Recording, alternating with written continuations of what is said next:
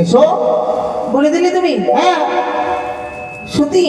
হ্যাঁ তাহলে একটা প্রশ্নের উত্তর বলো তো। কি জি,